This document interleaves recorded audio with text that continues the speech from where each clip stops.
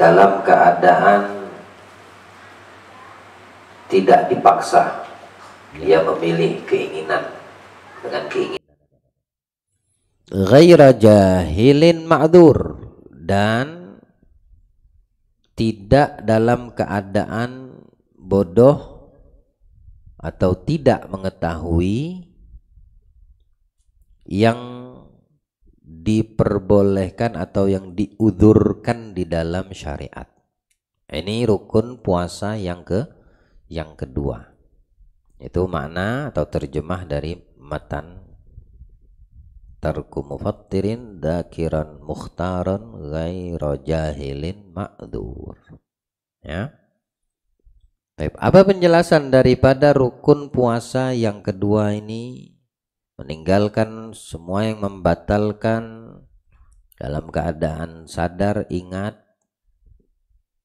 kemudian tidak dalam keadaan diudzurkan oleh syariat. Fadhal Grau.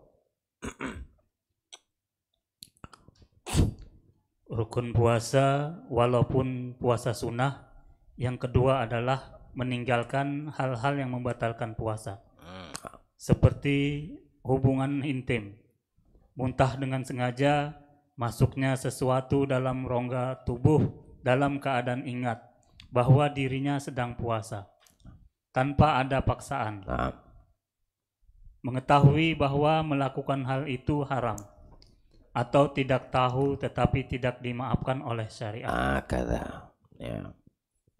Baik itu puasanya sunnah ataupun puasa fardu. Orang puasa fardu, puasa Ramadan, ya. Ada berapa jenis puasa yang dihukumi, yang dikatakan fardu? Coba ada yang bisa?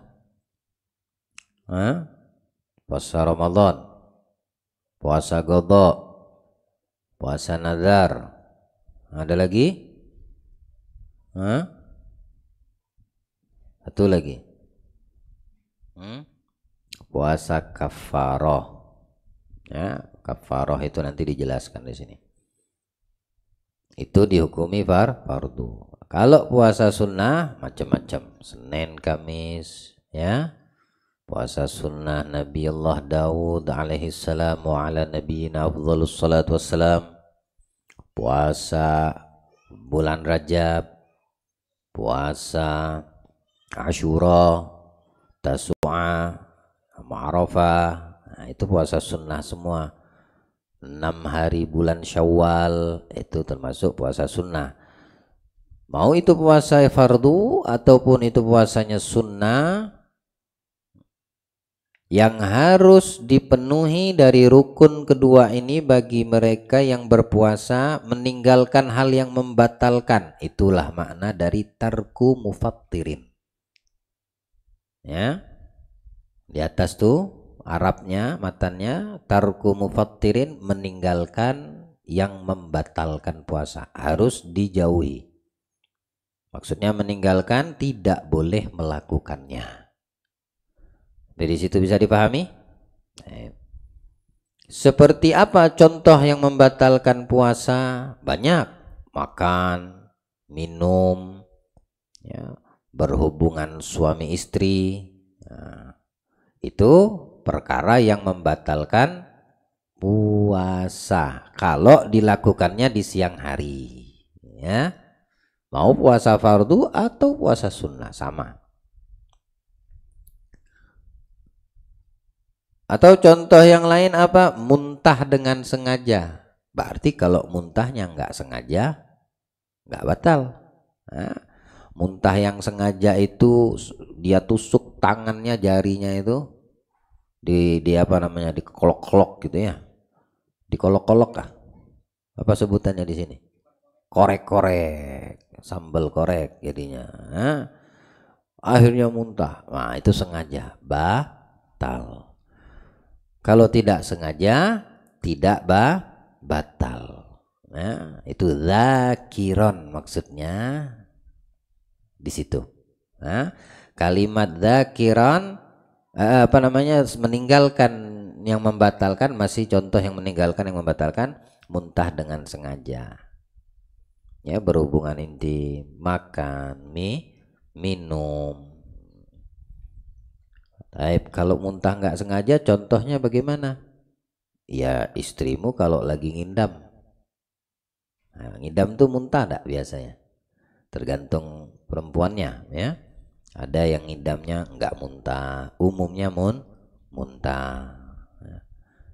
Kalau ngidamnya nggak muntah, ya nggak apa-apa, nggak batal sama sekali. Muntahnya pun bukan sengaja, bawaan bayi yang ada di kandungannya. Karena umumnya, kita bicara umumnya muntah. Berkali-kali, iya nggak apa-apa, karena bukan sengaja. Tapi kalau yang sudah keluar tanpa sengaja, masih melekat di tenggorokan atau di mulut, ditelan, baru batal. Ya. Tidak sengajanya nggak batal, tapi sisanya itu ditelan, batal. Beda dengan kalau sengaja.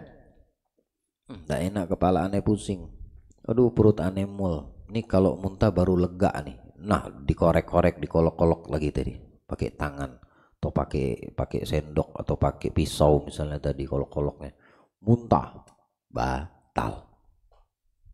Semet. Masuknya sesuatu ke dalam rongga tubuh. Nah, rongga tubuh apa? Mulut, hidung, telinga, kemaluan belakang, ya, dubur, kemaluan belakang. Maka dihukumi puasanya batal dalam keadaan sadar atau ingat. Nah, itu yang dimaksud zakiron, ingat. Ya, bukan lupa. Berarti kalau lupa batal nggak? Lupa nggak batal. Nah, lupa kalau dia lagi puasa, akhirnya dia makannya itu menghantam lagi, makan kuli, makan tukang. Ya, nasi satu piring, ya, sisi kanan sayur, sisi kiri ikan, di atas daging, di bawahnya cumi-cumi, tengah-tengah kepiting hidup. Balas dendam nih orang. Wah, lahap dia makan. Udah kenyang, alhamdulillah alladzi at'amana hadza ta'am wa razaqani min ghairi haulin minni wala quwwata. Sendawa lagi. Sendawanya panjang. Ya, kayak lokomotif kalau mau jalan. Pelni mau jalan ke Nunukan. Ya, puasa nih. Batal nggak? Ya. Itu artinya Allah kasih kamu rizki. Kasih kamu rizki. Atau lagi di tengah-tengah makan, ingat puasa, tanggung dikit lagi, baru batal. Dikit lagi kan. Sesungguhnya mubazir itu temannya syaitan. Dia tidak mau mubazir, dihantamnya. Dia menghantam itulah dia jadi saudaranya setan sudah. Dia menghantam lagi, melanjutkan, maka dia jadi saudara syaitan. Batal puasanya. Itu makna zakiron, ya, dalam keadaan ingat. Tanpa ada paksaan, mukhtaran, itu maknanya. Makan nggak? Kalau nggak makan terancam nih. Nah, ini lihat dulu ancamannya. Betul-betulkah bakal diwujudkan tuh ancaman? Kalau cuma sekedar menakut-nakutin, ya, lalu dimakan, batal puasanya. Tapi kalau betul-betul bakal diwujudkan ancaman tersebut, makanlah, rizki dari Allah tuh kagak batal. Ya, karena dia dipaksa. Mengetahui bahwa melakukan hal itu haram.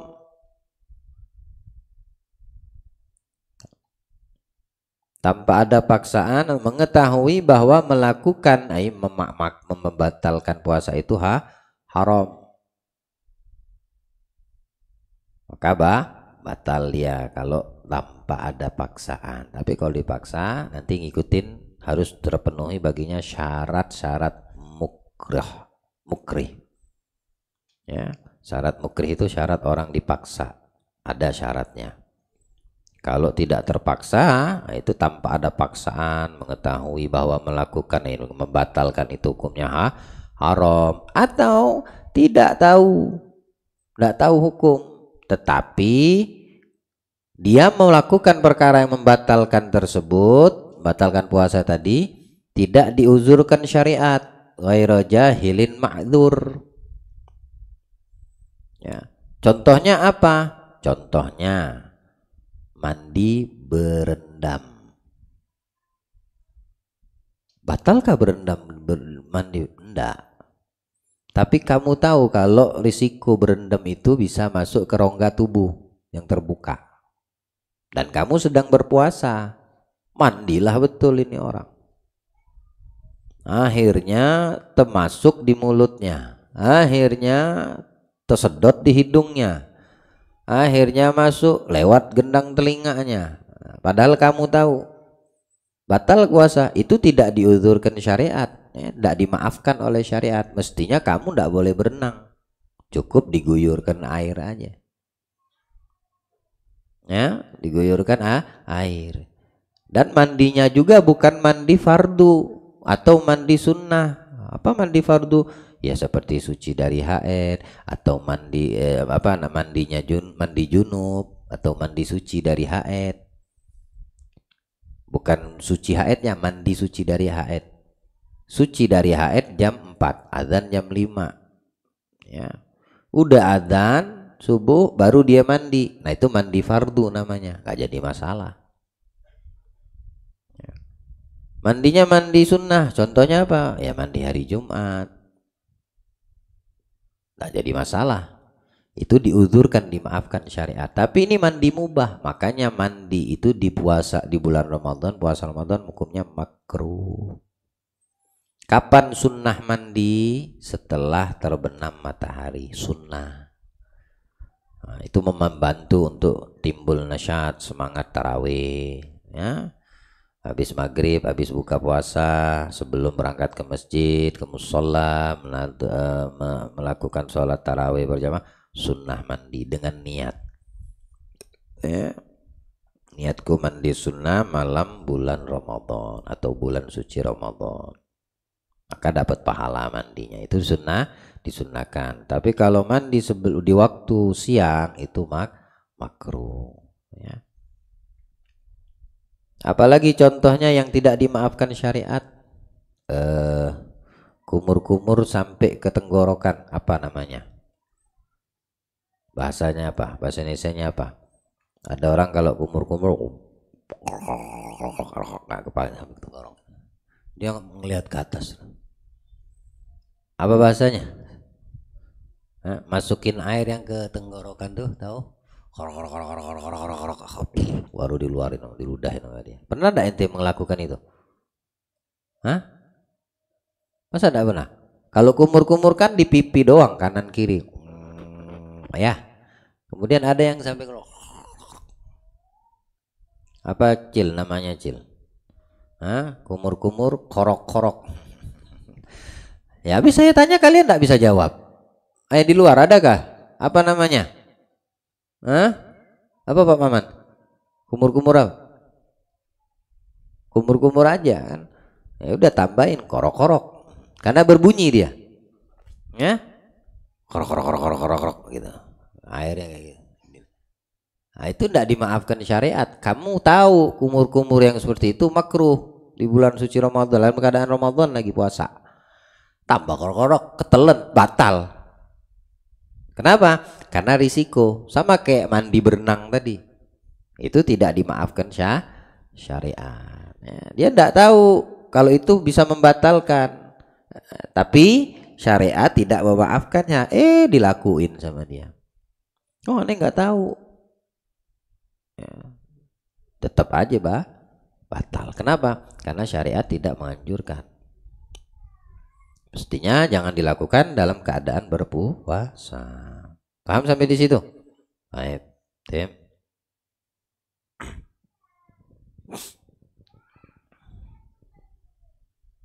Apabila melakukan salah satu dari yang telah disebutkan, sedangkan ia dalam keadaan semacam itu, maka tidak sah puasanya. Berbeda jika ia melakukannya dalam keadaan lupa. Ini lawan katanya. Kalau tadi ingat, ini lawan katanya ya. Bila melakukan salah satu dari perkara yang telah disebutkan di atas, sedangkan ia dalam keadaan semacam itu, maksudnya dalam keadaan berpuasa, maka tidak sah puasanya, batal puasanya. Beda jika melakukan dalam keadaan lupa. Nah, kalau di atas tadi itu mana? Lawan kata lupa. Zakiron. Nah, itu ke dalam rongga tubuh dalam keadaan ingat. Nah, ini lawan katanya kalau dia lupa. Ya. Lupa dia puasa, nggak tahu dia makan. Oh, udah rezeki dari Allah. Ya, baik. Maka tidak sah puasanya. Berbeda jika melakukannya dalam keadaan lupa bahwa ia sedang puasa. Tetap sah puasanya. Karena dia melakukannya dalam keadaan lupa.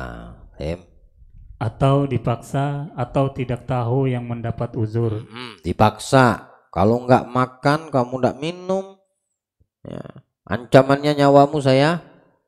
Nah, saya jadikan korban Idul Adha. Masya Allah. Diancam kayak gitu. Tapi kita lihat ini ngancem. Wah, ini betul kayaknya, bukan sekedar basa-basi ancamannya. Kalau aneh nggak ikutin paksaannya, betul-betul anak disembelih misalnya tadi. Udah minum nggak batal.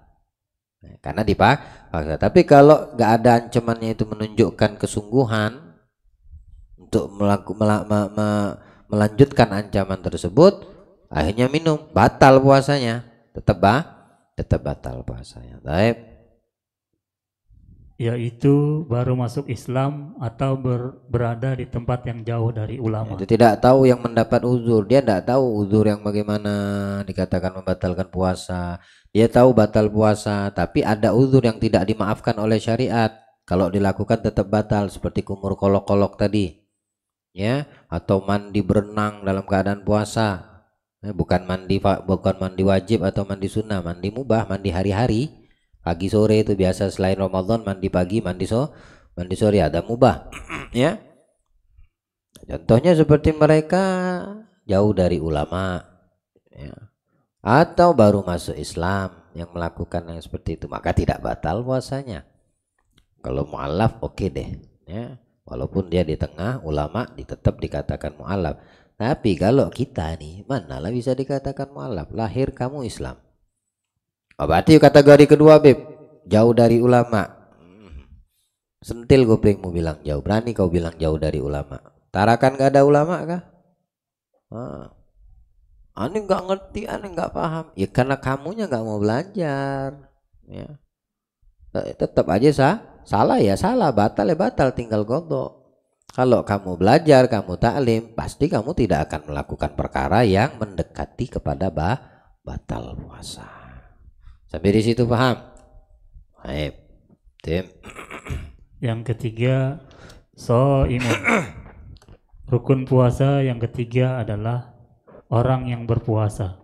Dan sesungguhnya orang yang berpuasa dihitung sebagai rukun seperti yang ada dalam jual beli. Karena keduanya adalah perkara yang tidak ada wujudnya yang tampak. Maka tidak memungkinkan keterkaitan puasa itu dan jual beli tanpa adanya orang yang berpuasa dan penjual atau pembeli. Berbeda dengan sholat. Ini dikatakan rukun yang ketiga shaim, orang yang berpuasa. Kenapa dikatakan dia rukun? Karena orang yang berpuasa itu dihitung sebagai rukun seperti yang ada dalam jual beli. Penjual dan pembeli itu termasuk daripada rukun jual beli, ya, dalam pembahasan muamalah, ya, transaksi jual beli. Ada penjual, ada beli, ada barang yang dijual, ada pembeli barang. Maka dihukumi itu rukun. Ente jual apa? Aneh jual sinyal. Loh, mana barangnya? Ada nggak? Sinyal ada nggak barang? Makanya investasi sinyal hukumnya haram. Karena wujudnya nggak ada. Wujudnya nggak ada. Jual beli emas, ada emasnya nggak? Peraknya ada nggak? Ada, makanya dia termasuk rukun. Investasi apa? Investasi gold, emas. Mana barangnya waktu transaksi? Nggak ada, makanya investasi emas haram. Apa namanya yang sekarang lagi ngetrend tuh? Trade apa? Hah? Kredit, bukan kredit. Hah? Trading. Sah nggak itu? Mana sah? Barangnya nggak ada. Nanti beli di mana? Beli di mana? Beli emas kah? Invest kan itu? Saham kah? Betul nggak? Jangan tergiur. Meski kau dapat banyak, semakin kau dapat banyak, semakin besar dosamu. Semakin banyak haram yang kau dapatkan. Alhamdulillah. Nah. Naik harga emas. Tajir dia lentir. Haram semua kau punya duit tuh. Ayo main-mainlah sama urusan-urusan seperti, jangan tergiur sama dunia, itu penipu. Bilang Nabi, dunia itu penuh dengan tipu daya. Yang tidak menipu di dunia ini apa? Wanita soleha. Sallallahu alaihi wasallam. Bukan saya yang ngomong, Nabi kita Muhammad. Dunia mata, dunia itu perhiasan, kata Nabi. Wa khairu mata'iha al-mar'a salihah. Sebaik-baik perhiasan dunia yang tidak menipu, istri yang soleha. Mudah-mudahan istri kita jadi istri yang soleha. Ya, ada orang dengar ceramah, ya, ceramah tentang istri soleha. Lalu yang mendengar ceramah itu berdoa, Allahumma zidna minha. Bininya di sebelah, ngamuk bini. Ente minta tambah, zid itu kan tambah. Ya. Allahumma zidna, tidak apa-apa minta istri, tambah istri soleha. Jangan minta tambah istri toleha. Kalau istri yang toleha, wah jangan minta ditambah. Dengar istrinya kayak gitu, wah langsung berubah jadi Super Saiya 3. Ya, tangannya itu sudah keluar biru-biru itu. Tahu artinya apa? Super Kamehameha tuh. Nah, ente bilang zidna, tambahkan kami ya Allah istri yang soleh. Ngamuk, istrinya ngamuk di sebelah. Akhirnya apa? Suaminya ketawa. Ya, itu namanya membuat mencair suasana, tambah kasih sayang, ya. Tapi memang betul yang disabdakan Nabi, sebaik-baik perhiasan dunia adalah wanita soleha. Allah rizkikan kita istri dan wanita yang soleha, istri soleha, anak perempuan soleha, ibunya soleha, saudarinya soleha. Sebaik-baik perhiasan dunia itu deh. Ya, tapi kita jangan berharap gitu tanpa mendidik, membimbing. Harus dikenalkan sama Allah, dikenalkan siapa Nabi, diajarkan syariat, kasih tahu hukum halal dan haram. Ya, emas juga begitu, perhiasan, menipu, pasang, main lada saham dia. Ya, kan ada bentuknya. Ya. Ketika ente mau jual di mana? Ayo, saya mau tanya nih, yang trading tuh jual di mana? Jual emasnya di mana? Lo kok enggak jawab? Hah? Bom main trading nggak, Bom? Iya, di bursa saham itu di mana? Berarti kita ke Jakarta. Kitanya ke Jakarta. Begitu gak? Enggak. Ya. Berarti ente kena tipu selama ini, Bom. Di mana? Di aplikasi. Ketemu orangnya enggak? Ketemu menerima barangnya enggak? Emasnya. Jadi yang diterima apa? Nggak ada fisiknya kan? Nah sekarang aneh mau beli sinyal sama ente. Ini duit tanah. Ayah minta sinyal. Bisa enggak?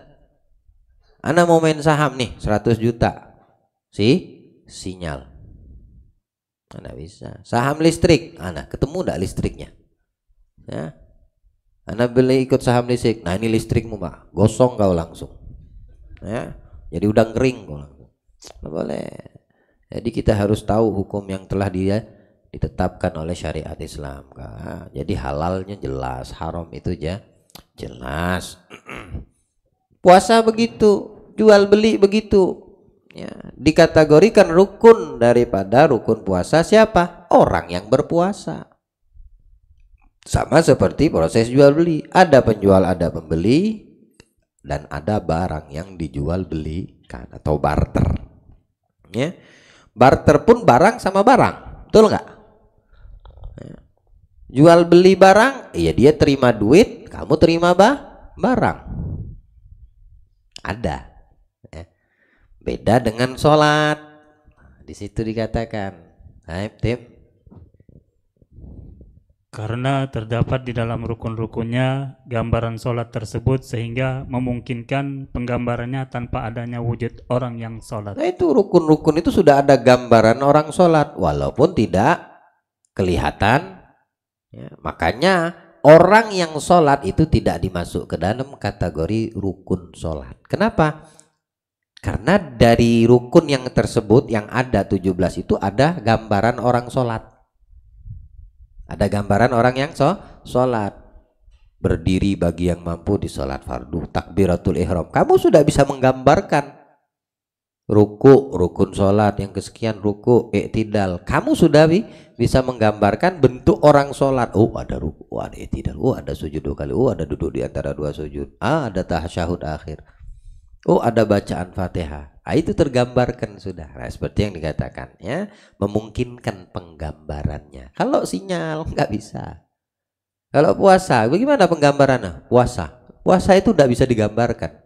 Harus ada sosoknya yang menggambarkan. Siapa? As-shaim, orang yang berpuasa itu. Makanya dijadikan rukun puasa. Ya, gambaran orang puasa itu bagaimana? Yang melakukan, yang sedang melakukannya, itulah gambaran puasa. Gambaran orang yang sholat bagaimana? Sudah ente bisa gambarkan, walaupun ente tidak harus praktek sholat, karena di situ ada gambarannya berdiri, tidak rukun, sujud dan seterusnya. Sampai di situ bisa dipahami? Baik, pikir lagi. Maka tidak tepat jika disebutkan orang yang sholat sebagai rukunnya. Ya, tapi kalau puasa malah tidak tepat kalau tidak disebutkan orang yang berpuasanya. Allahu a'lam. Ada yang mau ditanyakan? Yang depan masuk ke bab kafarah. Habib, Baik. kayak yang batal puasa disengaja tadi, kayak misalnya berendam, dia tahu bahwa dia batal. Nah itu boleh makan minumnya itu harus nunggu maghrib. Oh iya, dia harus menghormati waktu puasa bulan suci Ramadan. Tetap dia harus imsak, sama seperti orang yang lupa niat kajian minggu lalu. Tetap dia wajib imsak. Ya, tidak terkecuali wanita haid dan nifas. Kalau haid dan nifas sudah ketetapan dia setiap bulannya mengalami itu. Enggak. Malah kalau dia imsak haram hukumnya bagi yang haid dan nifas. Kenapa? Dia masuk ke dalam satu ibadah yang rusak. Artinya dia dalam keadaan hadas besar, haid, nifas tadi. Kemudian mau ngikut-ngikutin orang yang lagi puasa, mana boleh. Ya, tapi kalau orang yang lupa niat, yang batal, kemudian di siang Ramadan, yang lain puasa, dia wajib imsak. Kalau dia makan bagaimana? Haram. Menahan itu imsak aja. Kalau dia lupa niat 1 bulan ngikutin mazhab Maliki, menjadi haram. Dengan sebab dia niat 1 bulan seperti kajian minggu lalu, itu yang menghalalkan dia imsak. Bukan berarti dia dikatakan puasa, karena dia mazhabnya Syafi'i. Ya, tetap nanti digo. Allahu a'lam. Ada yang mau tanya lagi di dalam? Kalau ada yang mau ditanya dicatat. Ada yang mau tanyakan di luar? Yang tidak dipahami di dalam? Paham semua? Alhamdulillah. Baik. Fadhal, qra aqdul jain. Bismillahirrahmanirrahim. Radhiyallahu ankum. Halaman 21. Pada suatu hari ada seorang lelaki datang menghadap kepada sahabat Umar bin Khattab, bermaksud untuk mengadukan kejelekan istrinya. Di saat berdiri di depan rumah menunggu sahabat Umar keluar, lelaki itu mendengar omelan istri Umar. Ajib. Tapi sahabat Umar diam 1000 bahasa. Masya Allah. Lihat sikapnya Umar bin Khattab, orang yang paham. Seorang suami yang tahu bagaimana bersikap kepada istrinya yang yang lagi marah, yang lagi ngomel gitu ya. Ini sikap. Ya, ini contoh. Nggak perlu diladenin, nggak usah dilayanin. Ya. Karena ini contoh. Kalau kamu ladenin, kamu layanin, tetap dia akan kalah.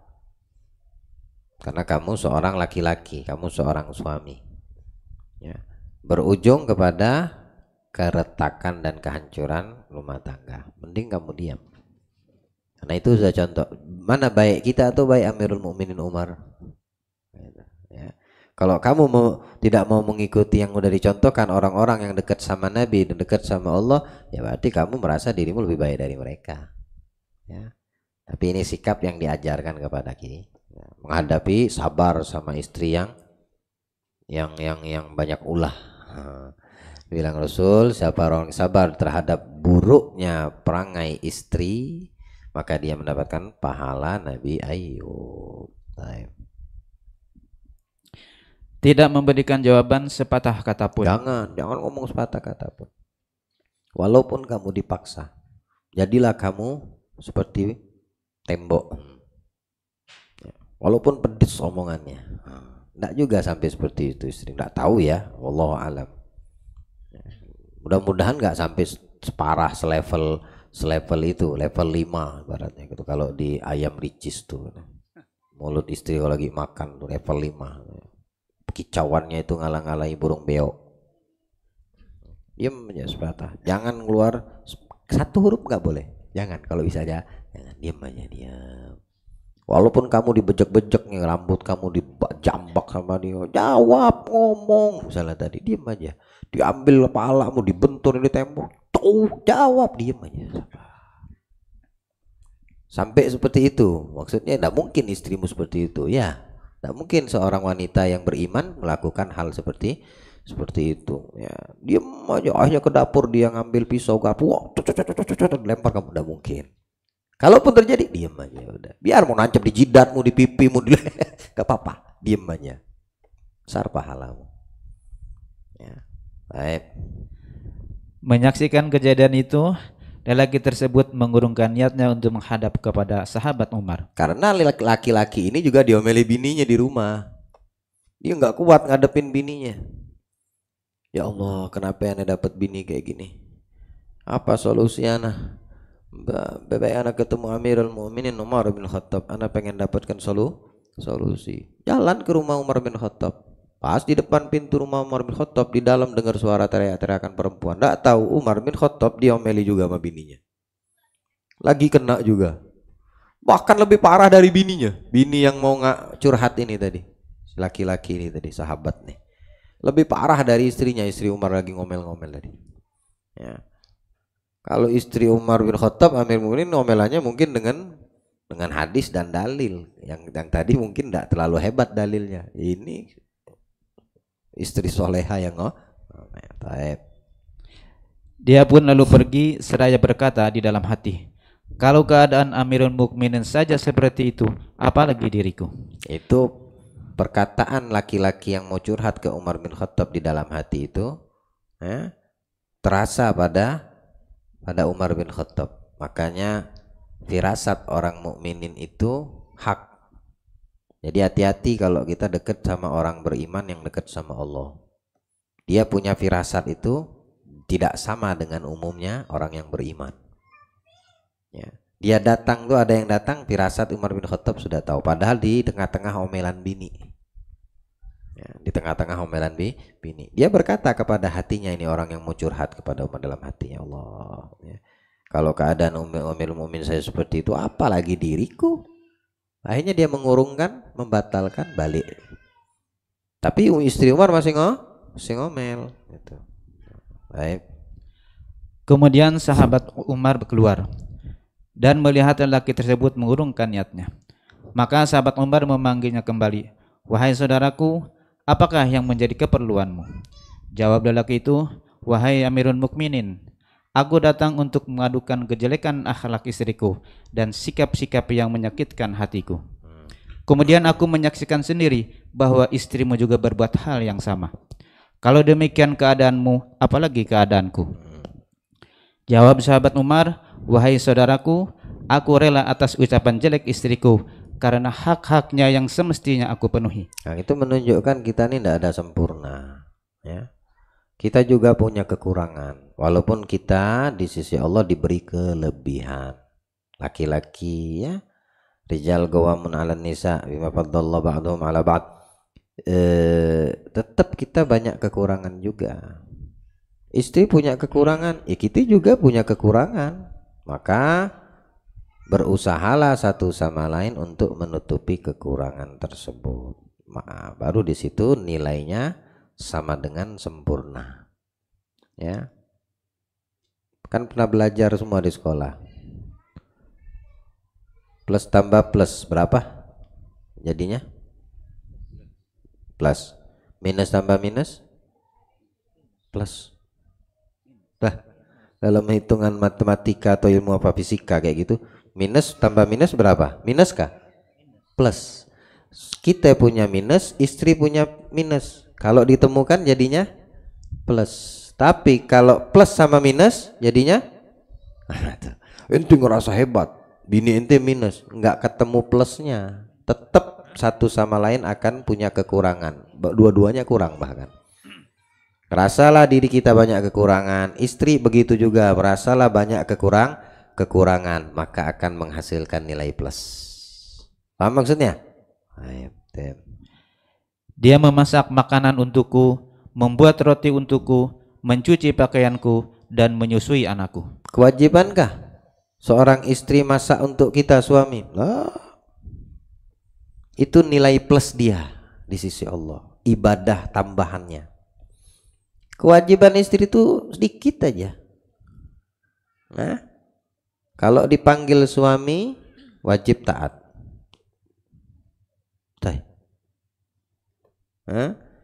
Masakin ente enggak, haknya dia, ya. Apalagi di situ bilang makan bikin roti ngadon gandum itu bukan sesuatu yang gampang loh. Dengan alat tradisional zaman dulu, giling pakai batu. Sida Fatimah sampai hancur tangannya giling, ya. Kewajibannya enggak. Kewajiban istri kalau kamu panggil wajib dia datang, dan kewajiban dia mentaati kamu selama tidak maksiat. Bahkan perkara yang ini mubah, tidak wajib dia untuk taat. Misal ada suami bilang ke istri, istriku aneh lapar, beli aja di luar. Salahkah dia ngomong kayak gitu? Tapi jangan ditiru ya. Ya bini, di dalam denger enggak kamu? Ya. Jangan kamu ikutin, ini ala sabil tamthil, misal perumpamaan. Ya, kalau kamu ikutin contoh perumpamaan ini yang nggak bagus, ini contoh perumpamaan, kamu nggak dapat nilai lebih di sisi Allah. Ya, tapi kalau kita bicara wajibkah hak istrimu, hak suamimu, enggak. Ya, masak makanan, masakin, enggak wajib dia, enggak wajib. Malah kewajiban kita lebih banyak kepada dia yang harus kita penuhi. Dia kewajibannya dua. Taat sama kamu selama tidak maksiat, memenuhi panggilanmu ketika dia menginginkan kamu. Artinya istri tadi, memang itu miliknya. Istri itu miliknya. Ya. Suami enggak, bukan milik istri. Ya, suami milik siapa? Milik orang tuanya. Kewajiban suami taat sama orang tuanya, bapak ibunya. Jadilah kita menantu yang soleha, biar disayang sama mertua. Jangan wanita istri yang toleha ngajak suami benci orang tuanya. Sekarat hidupmu, ya, koma langsung. Tidak wajib dia. Istri manggil suaminya untuk silaturahim, tidak mau, tidak dosa suami. Tapi kalau sebaliknya, haram istri dan berdosa besar. Bahkan dilaknat sama malaikat. Masya Allah. Si suami memanggil istri, mengajak untuk melakukan hubungan silaturahim suami istri. Istrinya nolak. Selama tidak ada alasan yang diperbolehkan syariat seperti sakit atau haid, nifas, sehat afiat. Cuma lagi masak, lagi bersih-bersih, tinggalin. Ya. Lagi nyapu, dipanggil sama suaminya, lempar sapu. Ya. Jangan bilang tunggu bentar lagi. Tanggung selesai lagi, tanggung selesai lagi, mati nyawamu dalam keadaan dilaknat sama malaikat. Istri yang seperti itu, alhamdulillah. Bayangin, sudah lagi masak nih, lagi masak, tiba-tiba suaminya pengen silaturahim sama istrinya, ya, lagi masak, dipanggil, matiin kompor, matiin, tanggung ayang, bentar lagi nih selesai. Iya, belum matikan kompor, kamu duluan mati. Mati dilaknat sama malaikat. Alhamdulillah. Allah beri pemahaman kepada istri-istri yang sudah punya suami, insyaallah. Dalam keadaan pun selagi tidak ada bentuk maksiat, tidak boleh tidak taat. Itu cuma dua itu kewajiban bini. Kalau laki ngasih nafkah, ngasih pakaian, ngasih tempat tinggal, ya, dengan kemampuan yang ada. Sabarnya istri masakkan makanan untukku, kata Umar. Sabarnya dia membuatkan roti untukku. Habis makan cuci piring kotor, nyuci sendiri. Enggak, hampir kebanyakan istri kita yang sabarnya dia bukan sehari 2 hari. Emang istrimu pembantu gak? Dia sama orang tuanya di rumah tuh enggak jadi pembantu. Anak yang dimuliakan sama orang tua, yang disayang sama orang tua, dimanjakan sama orang tuanya. Tuh bini kita itu. Dia rela menjadi babu kamu, menjadi pembantumu, bersihkan rumah, ngepel, nyuci baju, nyuci piring, masakin. Tiba-tiba si istri ngomel, suami nggak terima. Nggak ada panutan berarti suami seperti itu. Kata Umar bin Khattab, ya, manusia makhluk Allah terbaik nomor 2 di atas muka bumi setelah Abu Bakar Siddiq, ngasih contoh seperti ini radhiyallahu anhu. Apalagi nyusui anak. Emang anak lahir kamu yang nyusuin? Binimu. Ngandung anakmu binimu, ya. Allah siapkan di situ pabriknya. Kamu ndak ada rasa sakit, nggak ada. Kamu tuh cuma bisa produksi, ya. Dia yang mengelola. Kasihan, tidur susah, apalagi kandungan udah gede. Bayangin tuh, belum mulesnya sakitnya, berapa banyak, berapa ribu juta saraf di badan putus cuma untuk mengeluarkan anakmu. Habis keluar selesai, enggak, dia yang mandi, dia yang ngerawat. Anakmu kelaparan haus, dia nyusuin. Baru tahu, ya, pengorbanan seorang istri yang baik itu. Kamu anakmu pipis buang air besar, pernah nyebokin dia? Pernah nyebokin anakmu enggak? Berapa lama?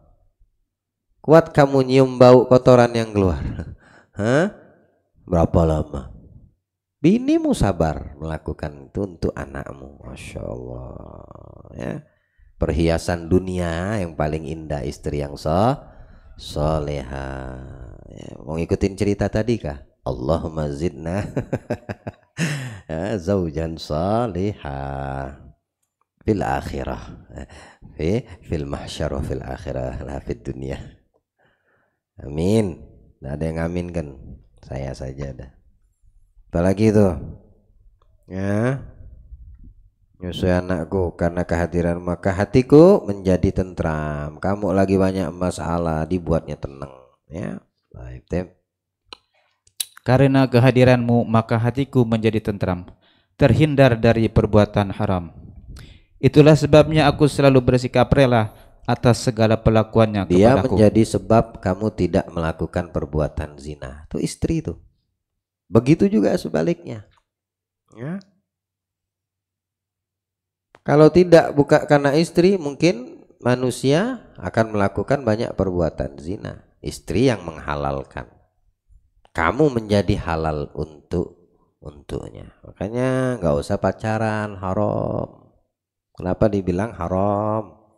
Karena terbuka pintu fitnahnya banyak. Pacaran itu kalau udah halal nikmat.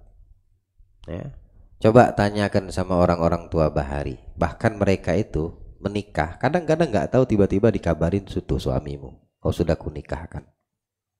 Ada orangnya di sini pun masih hidup, ya, masih sekolah, tiba-tiba abahnya ngabarin kan, abah udah nikahin kamu. Mana tahu apa dia? Sah nggak nikahnya? Oh, masih pikir, perlu izinnya. Sunnah izin. Nah, karena pikir lain kalau janda, ya wajib izin dan restunya si janda tadi. Habis nikah baru pacaran, halal semua.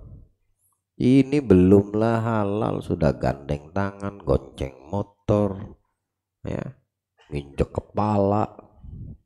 Nah, itu mau dosa tuh. Dosa. Habis halal kawin udah enggak ini lagi udah. Ya. Mau melakukan yang dilakukan di masa dia pacaran waktu haramnya itu, enggak ada ini lagi sudah. Enggak ada apa namanya? Ada apa, Bang? Oh, pengalaman. Enggak ada lagi udah kayak biasa aja udah, ya. Tapi kalau udah menikah, udah halal berpacaran, semuanya pahala. Ya. Kamu muji dia, manggil dia ayang, jantung, hati, empedu, cus apa semua jadi halal ibadah. Kamu megang tangan jadi halal. Oh nikmat. Jangan tergiur ya, jangan mudah tergoda. Mau lakinya ataupun perempuan, kamu harus gentle. Ya. Jangan jadikan satu perempuan itu patokan. Kamu laki-laki ini ya yang masih bujang. Kamu suka sama dia, datangi orang tua. Ya. Oh, Ana nanti ditanya-tanya itu, berarti kamu belum siap. Udah nggak usah datangin. Tapi jangan kamu pacarin. Anak orang tuh, ya, anak orang. Berarti kamu membuat dirimu, membukakan pintu neraka untuk dirimu sendiri. Bilang Nabi SAW, kamu pegang bara api yang menyala itu kau genggam, itu lebih baik daripada kamu bersalaman sama perempuan, tangan perempuan. Pegang api lebih bagus daripada kamu pegang tangan perempuan. Iya kalau pegang tangan perempuan yang pacaran. Nah kalau pegangnya selain tangan, alhamdulillah. Perhatikan anak gadismu tuh, yang punya anak gadis, kasih tahu dia yang udah punya anak. Lihat siapa teman gaulnya, kemana dia pergi, sama siapa. Makanya kawinin, datang ke orang tuanya, enggak diterima sama orang tua. Udah alhamdulillah itu terbaik untukmu. Tidak harus kamu pacari. Banyak perempuan, banyak. Akhir zaman banyak perempuan dari laki bahkan. Ya, ente mau kawin langsung sekali 4 akad bisa. Ya. Saya terima nikahnya A B C D. Bisa kok. Karena banyak perempuan daripada laki. Kalau dulu bahasa masih anak kecil, laki-laki ngejar perempuan. Sekarang beda. Zaman kita sekarang ini beda. Ya. 20 tahun, 25 tahun yang lalu, laki-laki ngejar perempuan. Gila-gila ame perempuan. Gara-gara satu perempuan, 2 laki-laki pahantam. Sekarang balik. Laki-laki jadi raja. Gara-gara satu laki-laki, 2 perempuan berjambakan. Ya. Kemarin saya dilihatkan, enggak tahu di mana berjambakan depan User katanya. Enggak tahu apa yang dibilang. Perempuan. Oh di tengah jalan lagi. Ya. Untung saya sama Teng enggak pulang mancing, enggak turun mancing hari itu. Kalau saya turun mancing, saya kain jadi pancing, lempar ke laut tuh. Biar dimakan sembilang dia. Masa perempuan 2 berantem? Katanya gara-gara laki-laki. Nah kebalikan zaman. Jangan, nggak usah. Ente suka datang orang tua. Jodohmu alhamdulillah. Halal baru pacaran, nikmat. Baru pacaran. Jadi terhindar, istri itu membuat kita ini aman, terjaga dari perbuatan mungkar. Wala taqrabuz zina innahu kana fahisyatan wa sa'a sabila. Jangan deketin perbuatan zina. Mendekati aja nggak boleh, apalagi melakukannya. Mendekat itu tadi tak apa namanya, ngobrol, kenalan, awalnya kenalan, besok minta nomor HP, lusa janji ketemuan, ya. Besoknya lagi pegang-pegang tangan, ya. Yang ngerasa aja dah sudah, yang pernah yang sudah ngalami kayak gini, taubat dah sama Allah yang sudah berlalu. Afallahu masalaf, semoga Allah mengampunkan yang lalu dari perbuatan maksiat, kemungkaran yang kita lakukan. Manusia itu ngelihat ke depan, waktu mundur. Ya, waktu itu mundur, bukan waktu maju, itu sebetulnya mundur. Karena waktu itu kan umur, semakin bergerak itu detik jam tuh, hari berubah hari, waktu berubah waktu, minggu, bulan, tahun berubah. Apakah kamu semakin awet muda, semakin kamu dekat sama mati, ya kan? Maka lihat ke depan, jangan toleh ke belakang. Jadilah kamu orang yang sukses, ya, akhiratmu dan dunia. Baik. Lelaki itu berkata, "Wahai Amirul Mukminin, apakah aku juga harus bersikap demikian terhadap istriku?" Sahabat Umar menjawab, "Wahai saudaraku, bersikap diam atas perlakuan istri merupakan perkara yang mudah dan hanya sebentar." Bentar aja, istri itu kalau udah dingin, kalau sudah diluapkan semua unek-uneknya, selesai. Makanya kalau istri kamu lagi ngomel, kamu senyum, ajak bercanda, dialihkan. Jangan kamu khusyuk mendengarkan, khusyuk, nanti ketemu sentimental kamu langsung ngomel, kamu marah, emosi. Jangan, diajak bercanda. Dia lagi marah-marah itu dipeluk, digelitik-gelitikin gitu, ya. Coba-cobalah, ya. Jangan istri ngomel-ngomel, kau lihat ada asbak, ada gelas, kau lempar ke dia. Jangan, ya. Ada kursi, kau lagi duduk di kursi, kau berdiri, kau lempar ke dia. Sinting kau seperti itu. Suami kayak gitu, ya. Dideketin, diajak bercanda, digelitik-gelitikin, ya. Ciut dia, emosinya langsung down. Nah, ya, apa kata you and me and beb gaul juga kan, sedikit banyak tahu. I knew, mati. Maksudnya emosinya selesai sudah. Kalau kamu bisa mengambil hatinya lagi, ya, atau kamu diam aja udah.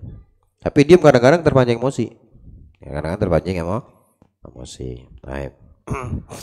Tapi akan mendatangkan manfaat yang besar. Di dalam sebuah hadis ditegaskan, "Waman sabarat ala su'i khuluqi zawjiha a'tahallahu minal ajri misra sawabi asyata mur'ati fir'aun." Barang siapa bersabar atas kejelekan suaminya, maka Allah memberikan pahala kepadanya seperti pahala Asiyah istri Fir'aun. Asiyah adalah putri Mujahim. Dia beriman kepada Nabi Musa di saat berhasil mengalahkan para tukang sihir yang menjadi anak buah Fir'aun. Setelah Fir'aun mengetahui kalau istrinya beriman kepada Musa, maka dia sangat murka sekali. Fir'aun memerintahkan kepada anak buahnya untuk menancapkan 4 buah tonggak. Setelah itu kedua tangan dan kaki Asiyah diikat pada keempat tonggak tersebut. Demikian pula setiap ruas anggota tubuh diikat kuat-kuat dan wajahnya dihadapkan ke arah matahari. Ketika Fir'aun beserta kaumnya berpaling dan meninggalkan Asiyah, maka para malaikat lalu menaunginya. Setelah kaum Fir'aun membawa batu besar untuk melemparnya, maka Asiyah berdoa, "Ya Allah, semoga Engkau berkenan membangunkan sebuah rumah di dalam surga untukku dan selamatkanlah aku dari kekejaman dan kebengisan Fir'aun." Permohonan Asiyah ini diabadikan di dalam Quran sebagaimana telah difirmankan Allah Subhanahu wa taala. Wa daraballahu masalan lil ladzina amanu ra'ata fir'aun idz qalat rabbi ibni li 'indaka baitan fil jannati wa najini min fir'auna wa 'amalihi wa najini minal qaumil zalimin. Dan Allah membuat istri Fir'aun sebagai perumpamaan bagi orang-orang beriman ketika dia berkata, "Ya Tuhanku, bangunlah untukku sebuah rumah di sisimu dalam surga dan selamatkanlah aku dari Fir'aun dan perbuatannya, dan selamatkanlah aku dari kaum yang zalim." Seketika itu Asiyah melihat rumah yang dibangun dengan marmer putih, lalu rohnya keluar. Setelah keluar rohnya, baru kemudian batu besar itu ditimpakan kepada jasad Asiyah yang sudah tidak bernyawa, sehingga dia tidak merasakan sakitnya perbuatan yang dilakukan Fir'aun. Suaminya Fir'aun. Ini ilmu nih buat istri ya, yang punya suami, yang udah punya suami. Ini ilmu. Nih, lihat bagaimana Allah mengabadikan seorang wanita soleha. Sampai hari kiamat tetap bakal disebut sama orang Asia imro'atu Fir'aun. Asia istri Fir'aun. Bukan Fir'aunnya. Jangan kamu mau lihat siapanya, mau lihat Fir'aunnya atau Asianya. Dia beriman kepada Allah. Fir'aunnya wassalam. Asianya dalam rahmat Allah. Tidur satu ranjang sama Fir'aun. Ayo, satu kamar, nginjek istana Fir'aun. Namanya istri, ya kan? Namanya istri Fir'aun. Suaminya Fir'aun. Apa pernah dia minta cerai dari Fir'aun? Ayo ibu-ibu, lihat nih. Selevel Asia binti Muzahim, punya suami Fir'aun, tidak pernah dia meminta cerai sama dari suaminya. Sekarang saya mau tanya, Bu, di dalam yang punya suami, se-Fir'aun apa kau punya suami? Hah? Lihat tuh kamu, gue lihat kamera, gue lihat lu dari TV, gue lihat lu tuh, gue tanyain lu, sudahkah jadi Fir'aun kau punya laki?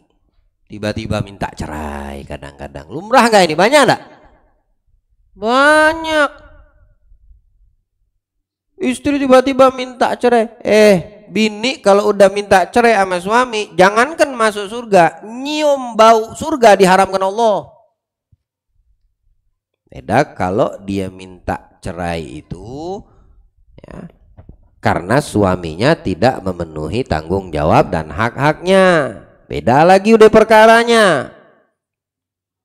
Atau si istri kadang-kadang tidak sabar. Suami baik, oke, dari sisi ekonomi jauh minus, tapi dia tidak pernah kasar sama kamu. Dia bertanggung jawab sama kamu. Dia memberikan perhatian sama kamu semampunya. Dasar kamunya aja tamak, selalu ngelihat ke atas, lihat tetangga punya emas pengen, lihat keadaan suamimu, ya nggak bakal mungkin. Ujung-ujungnya iblis bermain, minta dia cerai. Nyium bau surga dia izin diharamkan sama Allah. Ya. Apalagi mau masuk. Nah, sehebat Asia imra'atu Fir'aun, melekat nama imra'atu Fir'aun, istri Fir'aun itu melekat. Karena di sini Allah ingin mengajarkan kalian wanita agar menjadi soleha. Belum bejat, nggak juga Fir'aun suamimu, masih beriman dia kepada Allah. Ini Fir'aun kagak beriman, ngaku Tuhan, hebatlah, ngaku Tuhan dia. Nggak ada istrinya minta cerai, ya, bahkan dibunuh sama suaminya. Masya Allah. Iya, karena dia tidak beriman. Ya, Fir'aun mana beriman, dia ngaku Tuhan, dia punya segala-galanya. Ketika ketahuan bahwasanya Asia beriman kepada Musa, nah ini lihat. Ini cerita nih. Dia minta kepada Allah.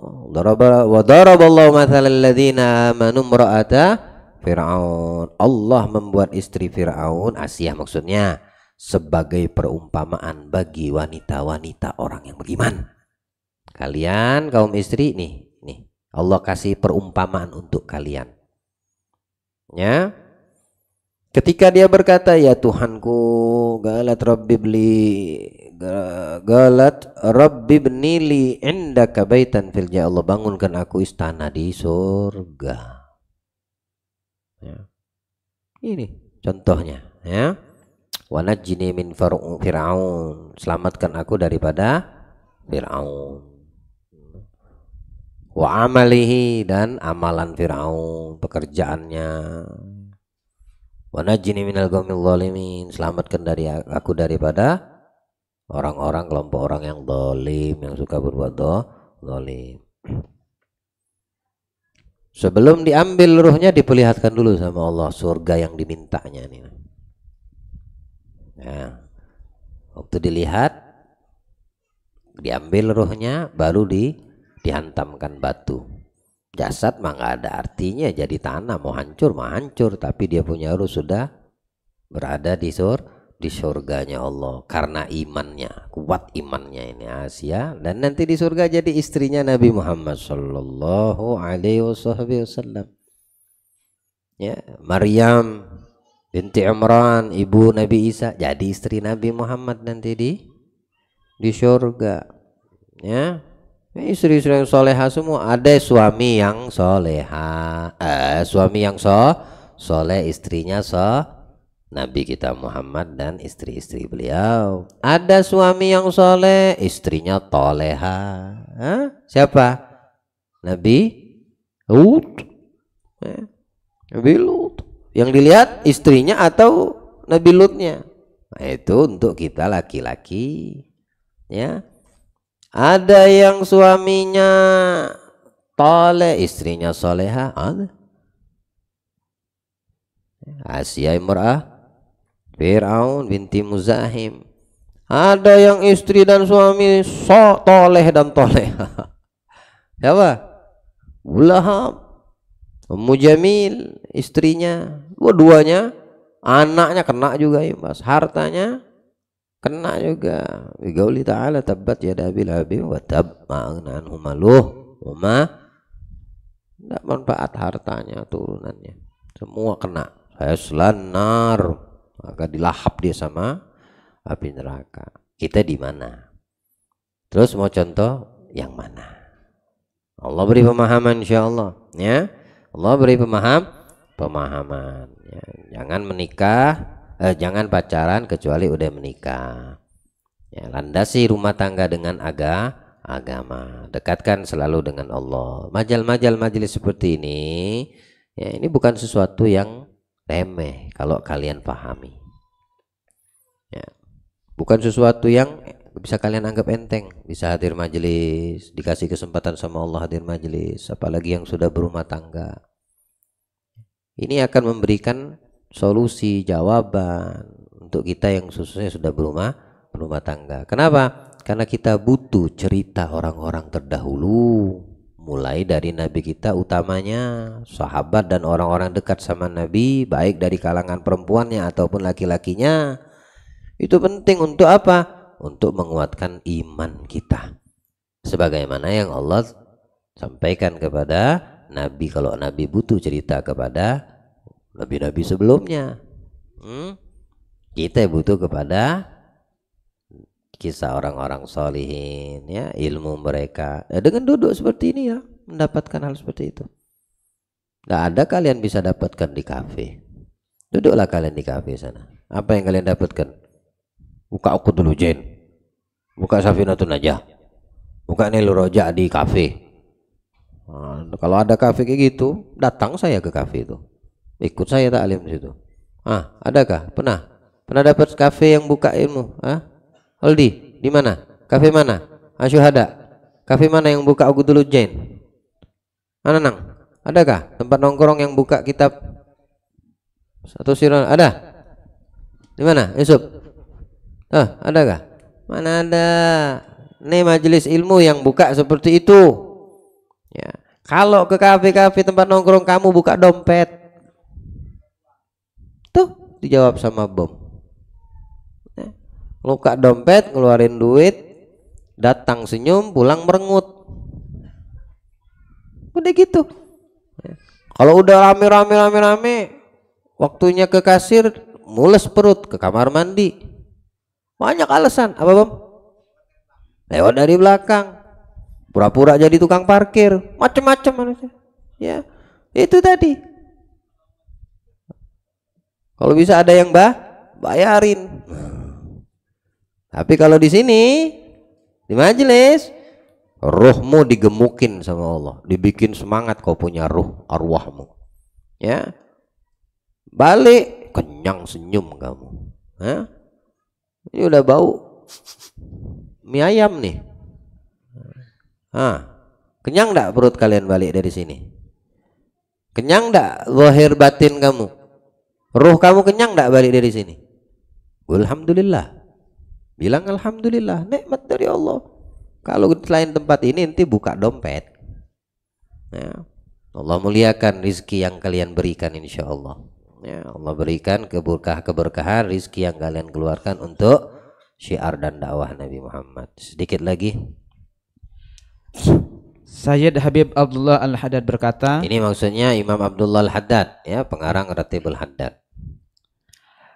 lelaki yang sempurna agamanya adalah yang mempermudah hak-haknya. Oh, ini lelaki yang sempurna. Suami yang sempurna yang bagaimana?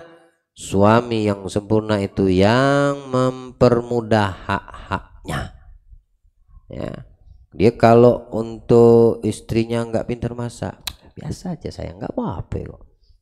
Bininya nggak pintar dandan, nggak tahu cara dandan, nggak apa-apa, ente tetap cantik. Ya, nggak dipersulit sama suaminya. Ada sempurna suami. Ya. Aneh nggak seputih dia, nggak apa-apa sayang, yang penting kau punya hati putih. Oh, seneng binimu digituin. Ya. Ini suami yang ideal nih. Ya. Dia tahu ya bagaimana nyenangkan hati istrinya.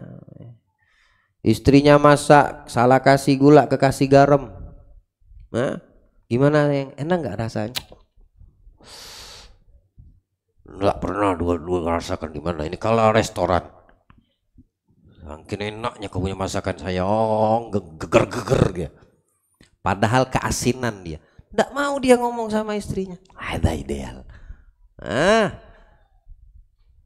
Kalau yang nggak ngerti, cip salah keasinan. Apa kau nih masak gak bisa? Keluar leper 5 ricis tadi. Bukan ideal yang suami kayak gitu. Dandan salah dikit, terlalu banyak lipstik misalnya tadi.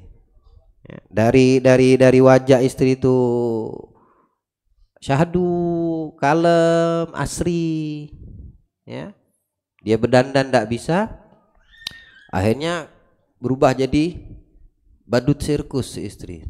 Oh, langsung dia melo. Enggak, kalau suami tahu dia ini tidak bisa dandan. Siapa yang ngajarimu? Cantik betul, masya Allah.